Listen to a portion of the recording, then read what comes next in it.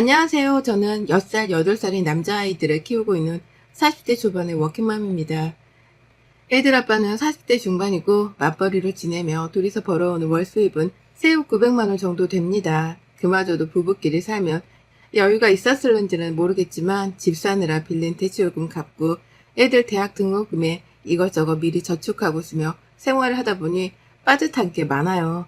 그리고 무엇보다 넷이서 살아도 빠듯할 형편에 시어머니까지 모시고 학가하며 사느라고 추가로 지출되는 금액이 많았습니다. 입 하나 더 늘었을 뿐인데 생각보다 지출이 크더라고요. 애들하고는 한두 개 정도는 보낸 값만큼 지출이 생겨났었으니까요. 시어머니는 처음부터 저희랑 같이 사셨던 건 아니셨어요. 그런데 시아버지가 뇌출혈로 쓰러지시고 병원 들어가시면서 상의도 없이 사시던 집을 팔아버리더라고요. 그게 벌써 3년 전입니다. 멀쩡한 집 한 채를 팔아버리고는 혼자 살기 무섭고 적적하다며 짐 싸들고 저희 집으로 들어오셨던 시어머니의 무대뽀에 저는 백기를 들 수밖에 없었어요. 짐 싸들고 들어온 자기 엄마를 쫓아내기도 뭐하다며 남편은 그냥 그렇게 시어머니와 함께 사는 걸로 은연중에 합의를 내버렸고요. 정말 갑작스레 시작된 시아버지의 병치레에 시어머니와의 합가 생활이었어요.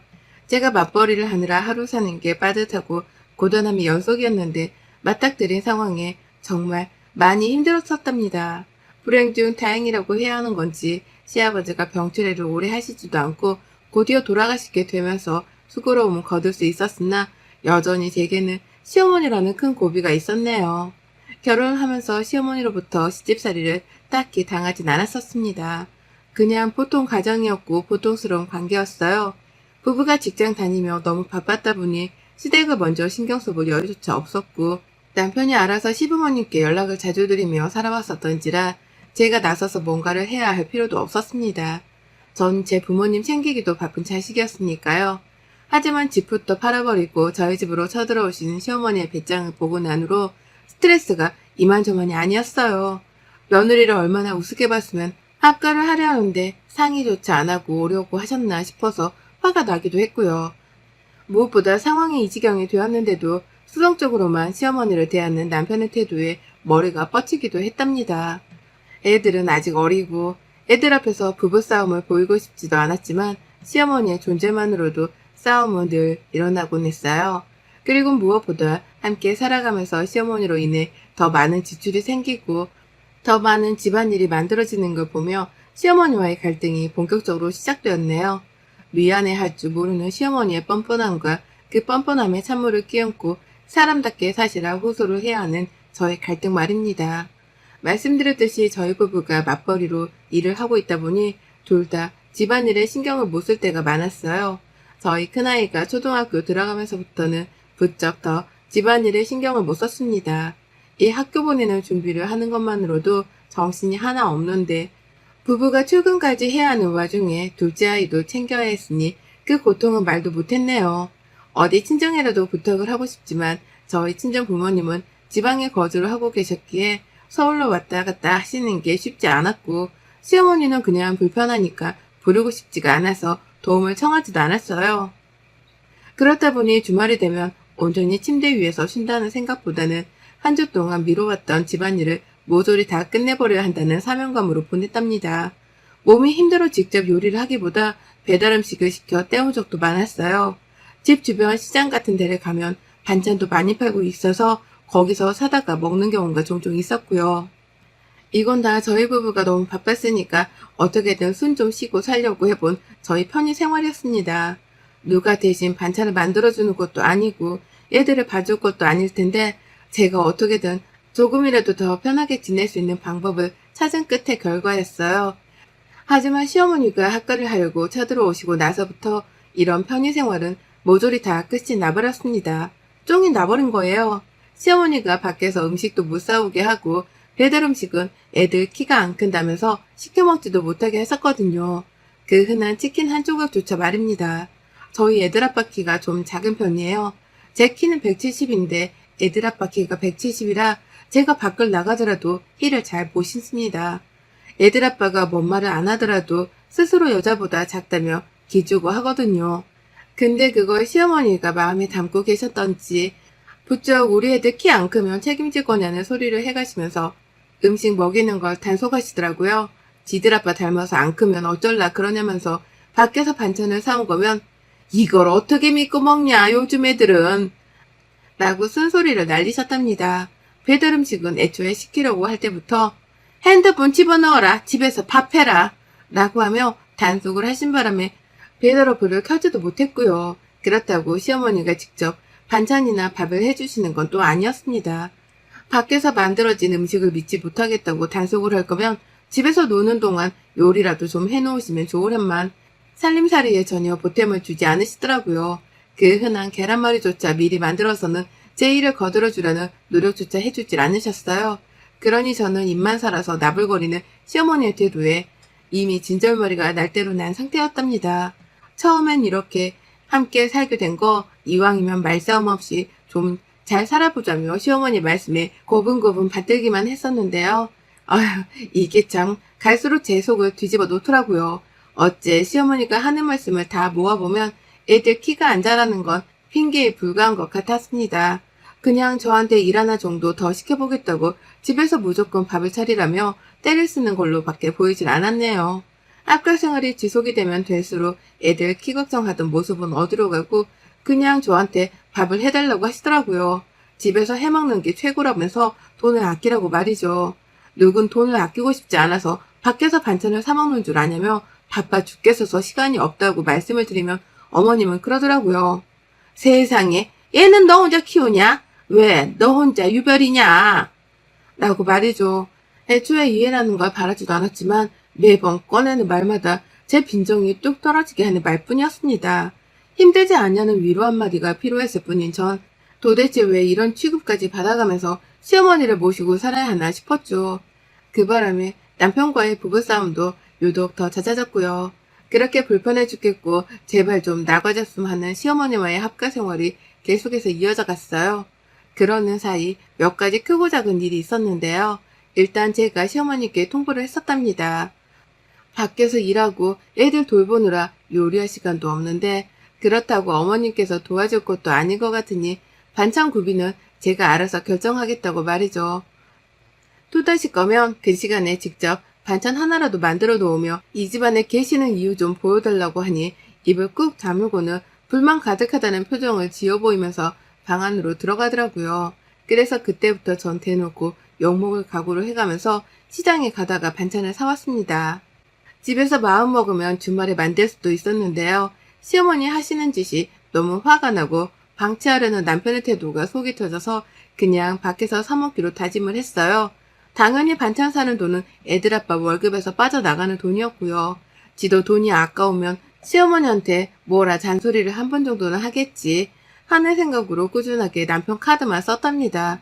그러나 얼마 전부터는 시어머니가 그러더라고요. 주방이 참 볼 때마다 칙칙하고 날이 선 게 들어가기도 싫게 생겼다 라고 말이죠. 그 말을 듣고 있자니 하다못해 요리하는 게 싫다며 주방이 못생겼다는 핑계까지 대려고 하는 건가 싶더라고요.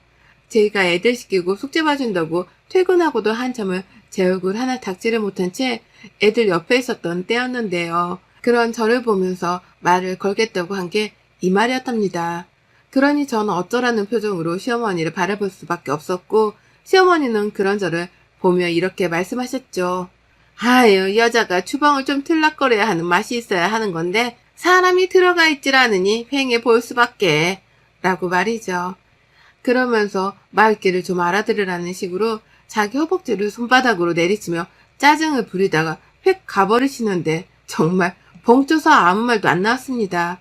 본인도 여자면서 본인이 직접 부엌에 들어가 뭐라도 손을 가져다 대면 될 것을 왜 바빠 죽겠는 걸로도 모자라 시어머니까지 모시고 사는 중인 죄 없는 저한테 잔소리를 퍼붓냐고요. 왜 집에서 하루 종일 시간을 보내는 시어머니가 아니라 밖에서 하루 종일 일하다 오는 내가 부엌에를 들어가야 하는 건지 도통 이해를 할 수가 없었네요. 그렇게 말 같지 않은 시어머니와의 말다툼에 날은 날대로 선 상태로 결국 관계의 금이 단단히 가버리더라고요. 물론 이번에도 시어머니의 예상치 못한 도발로 인해서 가뜩이나 회사 일로 민감하고 바빠 죽겠던 저의 화가 폭발을 해버리는 상황이 펼쳐졌답니다. 아침부터 정말 요란스러운 날이었어요. 작은 애가 아픈데 큰애 초등학교를 보내야 했는지라 남편이랑 저랑 둘 다 각자 애들을 맡아 챙기느라 새벽부터 일어나 정신이 없었죠.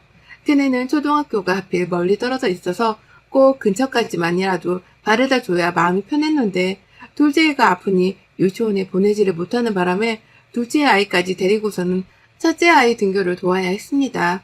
그리고 나서 바로 병원으로 갈 생각이었어요. 회사에다가는 뒤늦게야 오전 반차를 쓴다고 말을 해놓은 상황이었고요.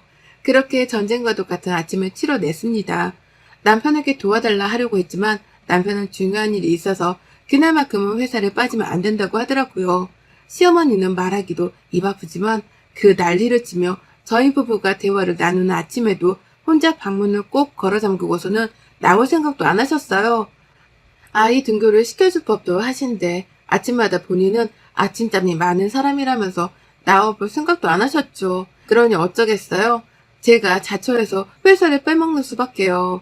그렇게 큰애를 등교시키다가 가는 길에 아는 학부모와 아이 친구를 만나서 같이 등교를 보내버렸고 저는 작은 아이를 들쳐업고 택시를 타고서는 바로 병원으로 갔습니다. 애가 링거를 마는 동안 내내 곁을 지켰고 그러다가 아이를 집까지 도로 바래다주고 나서야 저는 회사에 출근을 할 수 있었습니다. 그때 시어머니는 집안에서 혼자 TV를 보며 사과를 깎아드시고 계시더라고요.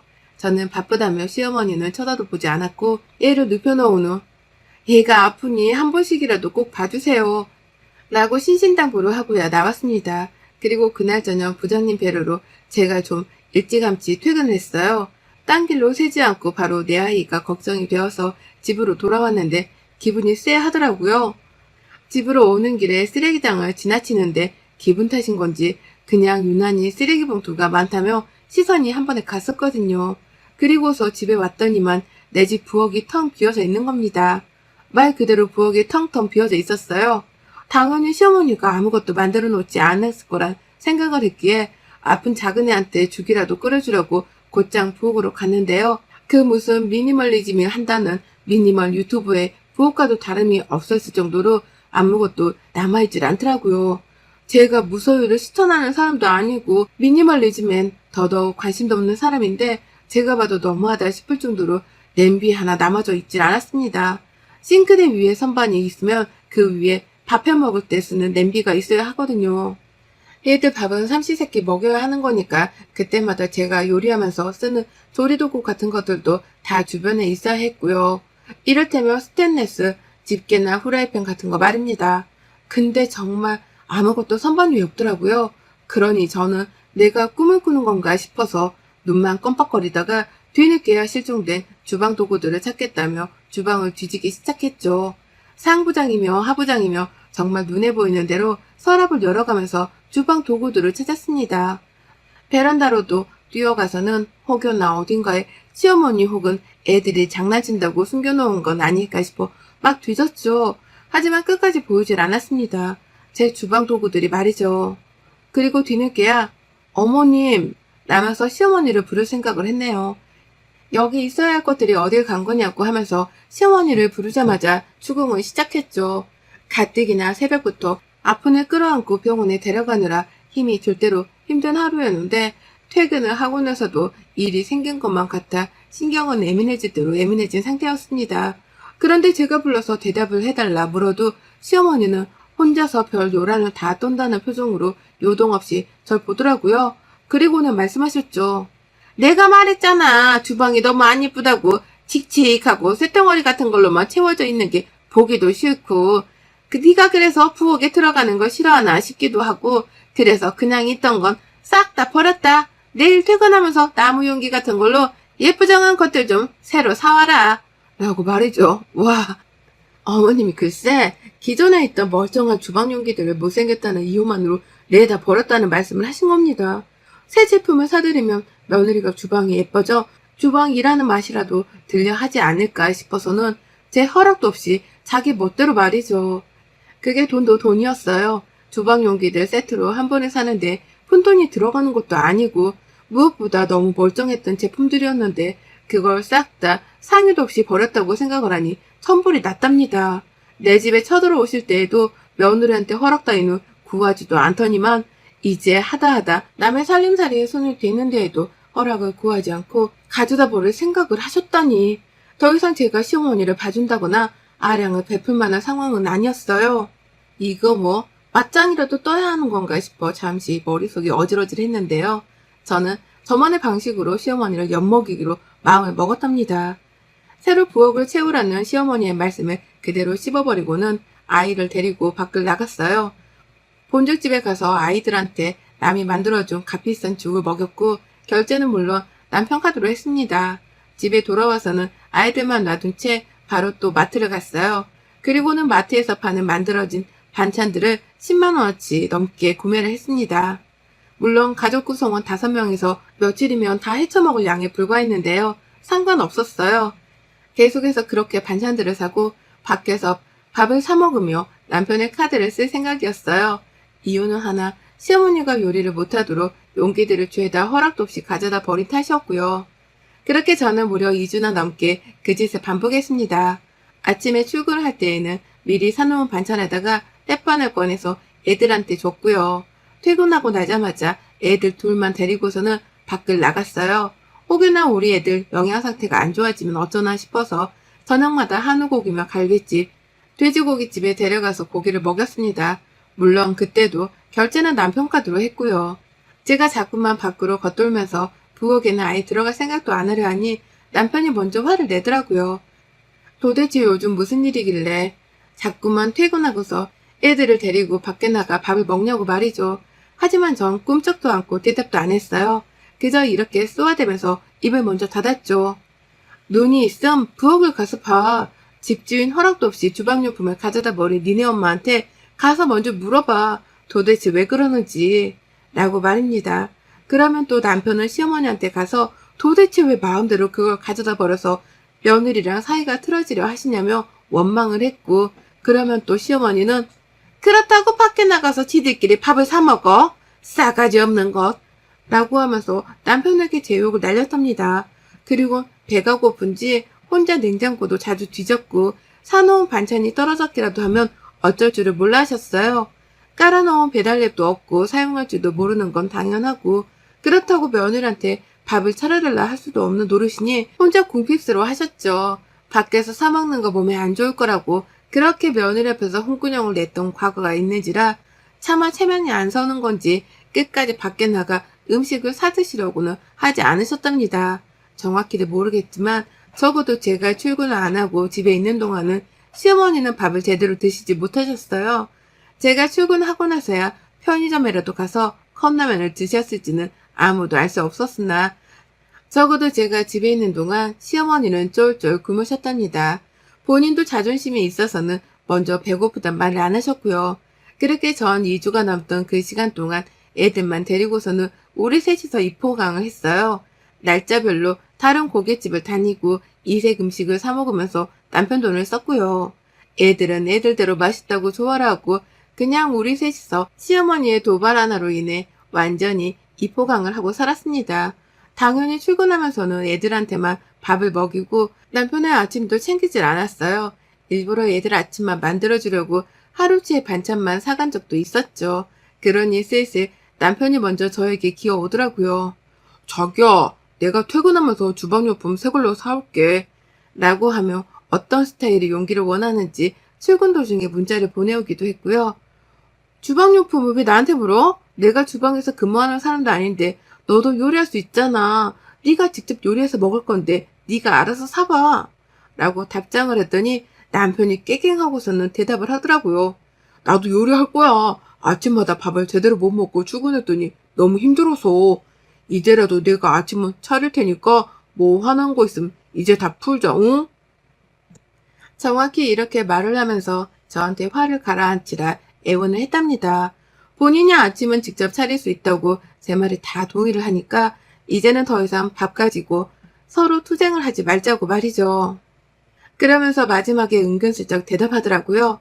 그리고 당신 지난 몇 주 동안 밖에 나가 저녁 사 먹는다고 돈을 얼마나 쓴 줄 알아? 우리 둘 다 월급쟁이고 언제 퇴직할지도 모르는데 그렇게 돈 쓰는 건 아니잖아? 라고 말입니다.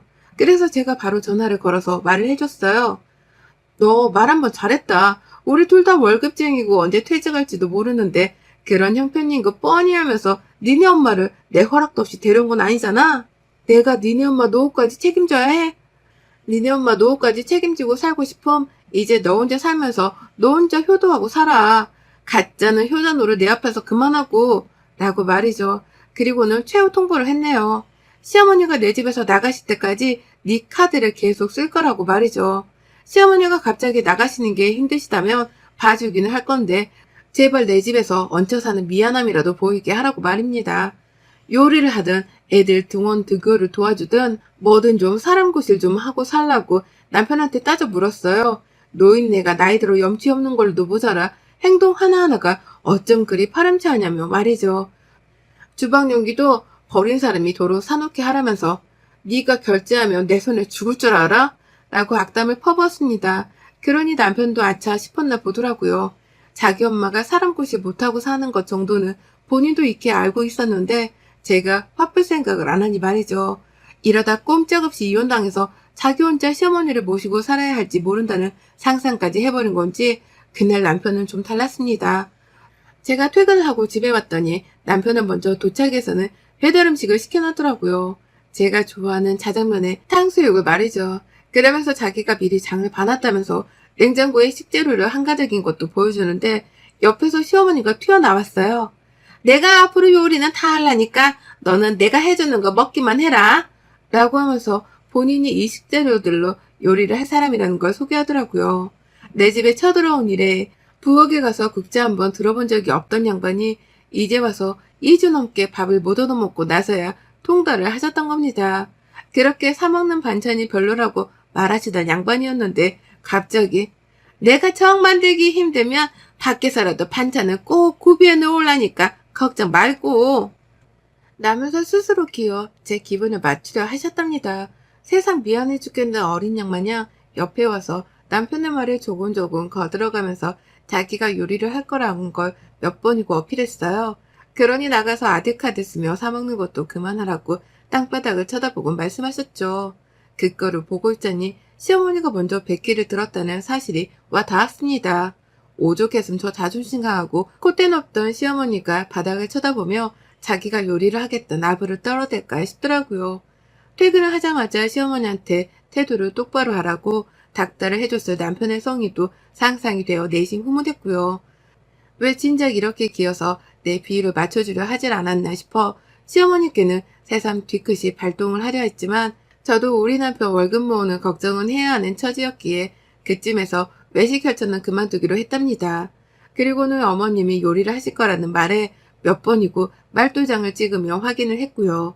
그때부터 지금껏 저희 집안의 부엌 풍경은 제법 바뀌었답니다. 시어머니가 집안의 요리를 완전히 떠맡게 되었거든요. 남편은 애들 등원에 등교를 도와주고 저는 그냥 퇴근해서 애들 밥 먹는 거 돕고 숙제하는 것만 도와가며 전보다 훨 덜 바쁘게 살고 있답니다. 저 이제서야 좀 두 다리 뻗고 몸 편하게 살고 있어요. 시어머니는 내 도우미 아주머니에 불과하다고 꾸준히 취급을 하면서 밥을 얻어먹기만 하는 중이고요. 혹시라도 어머님이 또 게으름을 피우실까 싶어서 여태껏 저는 남편의 카드를 핸드폰 케이스 안에 챙기고 다니는 중이랍니다. 언제든지 애들 불러다 밖에서 우리 새끼리만 외식을 하며 돈을 쓸 준비태세를 갖추기 위해서요. 또 내 속 뒤틀리게 하면 한우집에라도 당장 가 고기를 털어 먹을 겁니다. 여러분의 생각은 댓글로 남겨주세요. 오늘도 시청해주셔서 정말 감사합니다.